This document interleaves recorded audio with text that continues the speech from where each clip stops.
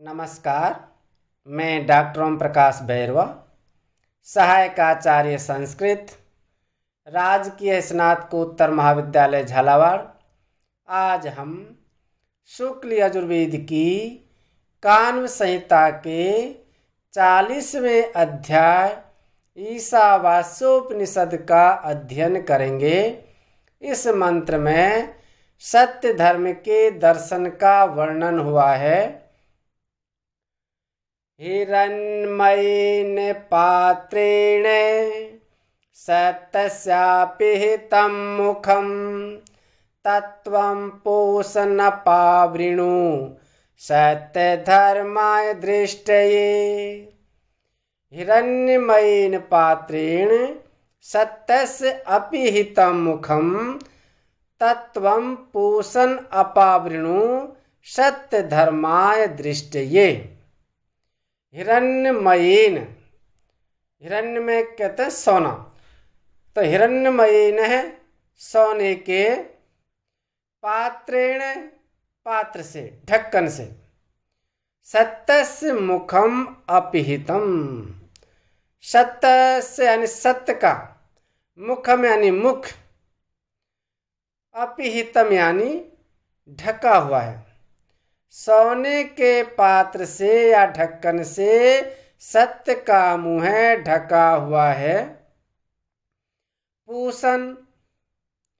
पोषण करता विश्वंभर परमेश्वर तत् उस आवरण को, जो सोने का जो ढक्कन लगा हुआ है या जो आवरण जो लगा हुआ है, उसको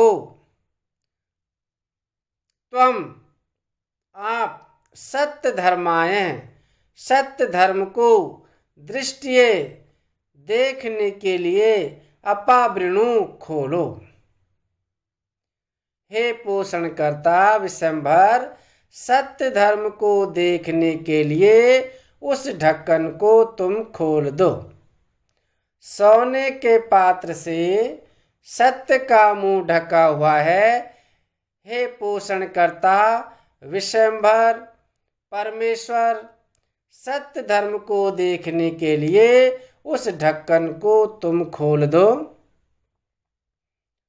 भक्त भगवान से प्रार्थना करता हुआ कहता है कि हे भगवान, आपका मुखारविंद प्रकाश में सूर्य मंडल की दैदीप्यमान ज्योतिर्मयी पर्दा से आच्छादित है। मैं आपके भव्य एवं पावन दर्शन का चिरभिलाषी हूँ।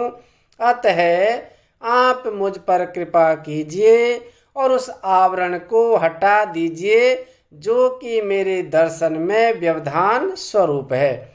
आप आवरण हटा लेंगे तो मुझ भक्त को आपके भव्य दर्शन का लाभ प्राप्त हो जाएगा। संस्कृत में व्याख्या देखिए। हिरण्यमयेन स्वर्णमयेन ज्योतिर्मयेन तेन पात्रेण नेव अभिधान भूतेन सत्यस्य सत्य स्वरूप परमेश्वरस्य मुखम आननम अपिहितम आच्छादितम पूषण। हे पोषक भगवन, तदावरणम त्वं भवान सत्य धर्माय यथाभूतस् धर्मस्यानुष्ठात्रे दृष्टिये दृष्टम अपावृणु अपसार्य। जिस प्रकार से हम किसी मंदिर में जाते हैं और उस समय मंदिर के अंदर मूर्ति के आगे पर्दा लगा रहता है, तो हमको पता नहीं लगता है कि मूर्ति कैसी है, कृष्ण भगवान की है या राम की है या विष्णु भगवान की है या साईं बाबा की, हमको कोई पता नहीं लगता है। और जब पर्दा हट जाता है तब हमको पता लगता है कि ये मूर्ति कैसी है, कितनी बड़ी है, किस देवता की है या किसकी है। तो उसी प्रकार से यहाँ पर भी बतलाया गया है कि सत्य के ऊपर माया का आवरण लगा हुआ है या पर्दा ढक्कन लगा हुआ है, उस ढक्कन को आप हटा दें। जिससे हम सत्य का साक्षात्कार कर सकें। सत्य यहाँ पर सत्य के कई अर्थ हैं। आत्मा भी है, ईश्वर भी है। प्रस्तुत मंत्र भक्ति परक एवं तत्वबोधक है। प्रथम चरण में सत्य ईश या आत्मा के ही अर्थ में आया है। हिरण्य में पात्र प्रकृति तत्व के लिए आया है। प्रकृति और माया शब्द एक ही अर्थ के सूचक हैं। हिरण्य में पात्र चमकीला होता है, लुभावना और आकर्षक होता है, चकाचौंध करने वाला होता है। आंखों में चकाचौंध होने से सामने क्या है दिख नहीं पड़ता। स्वर्ण की चकाचौंध में मानव खो जाता है तथा वह सत्य के दर्शन नहीं कर पाता। रामकृष्ण परमहंस ने कहा है, कामनी कांचन थाकते ज्ञान लाभ है ना। अर्थात कामनी और स्वर्ण में मन का फंसाव रहने से ज्ञान अर्थात सत्य का दर्शन नहीं हो सकता। हिरण्यमयेन, हिरण्यस्य विकार है हिरण्येन निर्मितम व हिरण्यमयम। हिरण्य से मैट प्रत्यय लग करके बना है। हिरण्य के दो अर्थ हैं, स्वर्ण सोना और ज्योति तेज प्रकाश। स्वर्ण भी तेज प्रधान होता है। सत्तस्य, शंकराचार्य ने आदित्य मंडल में स्थित ब्रह्म। दयानंद सरस्वती ने अविनाशी यथार्थ कारण।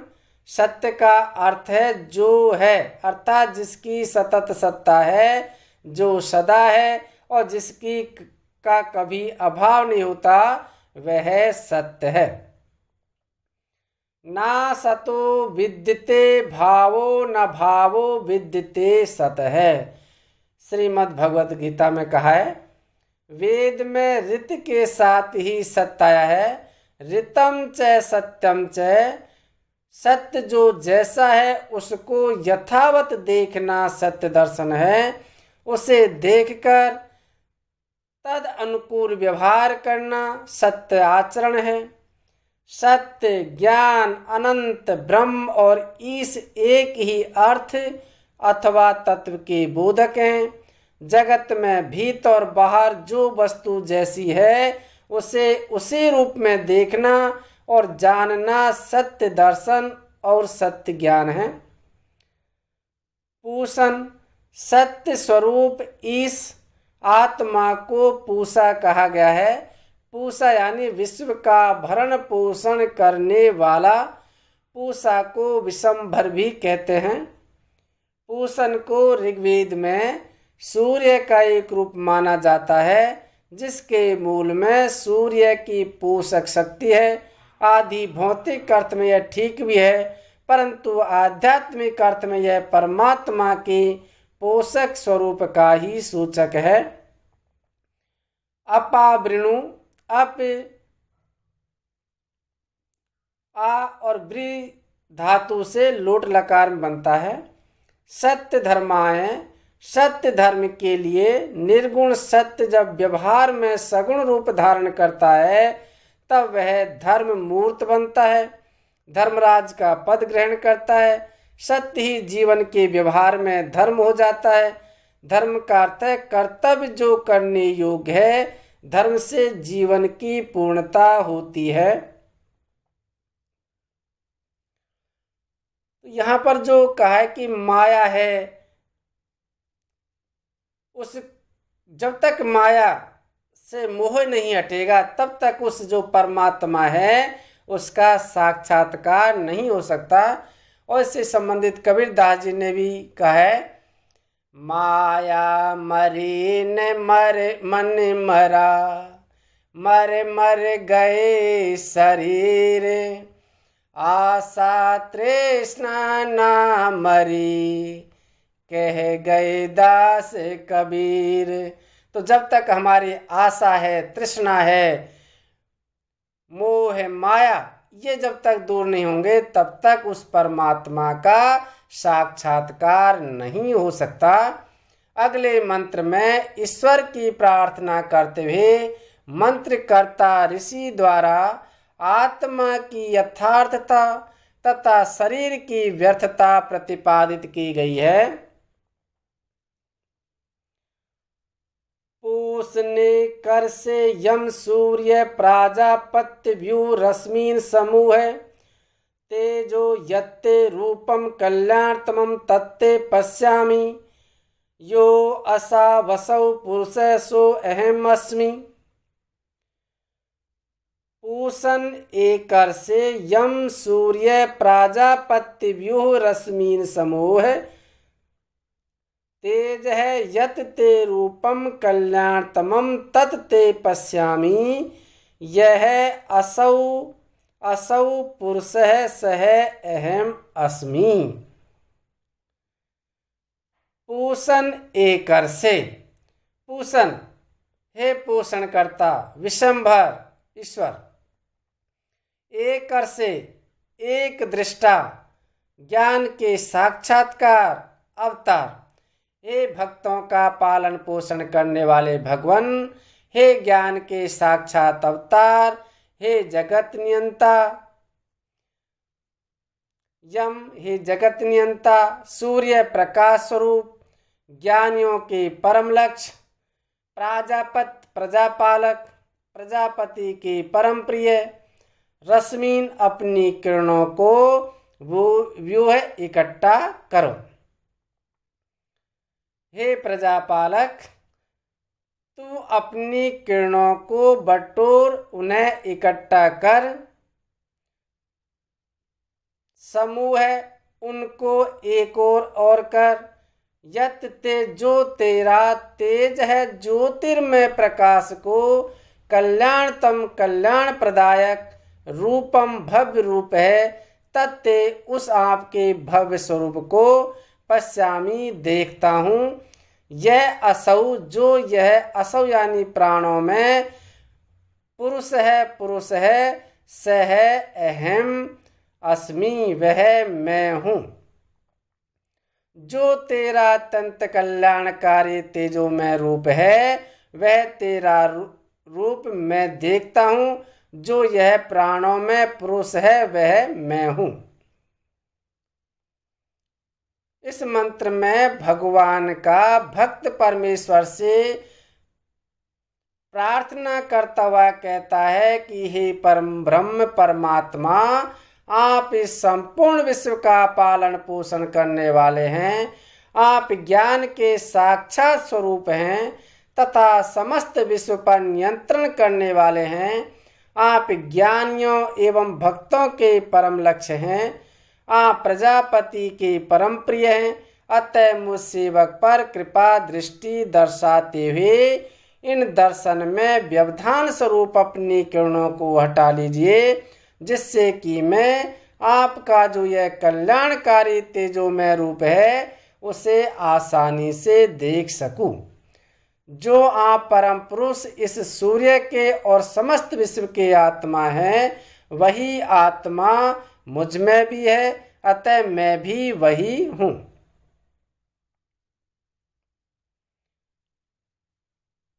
पूषण सूर्य रूपी भगवान के लिए पूषण संबोधन है। शाब्दिक अर्थ पोषण करता है। एक अर्षई एक एव ऋषति चरती, एक ऋषि अकेला गमन करने के कारण सूर्य एकर्षी है। यम यमयति नियमे स्थापयति जगत सर्वमिति यम है। संपूर्ण जगत को एक नियम में स्थापित करने से वह यम है। सूर्य सुष्टु ईरनाथ सूर्य प्रेरित करना उत्पन्न करना। सु से क्या प्रत्यय निपातन से सिद्ध होता है। प्राजापत सूर्य प्राजापत्य है, प्रजापति की संतान है।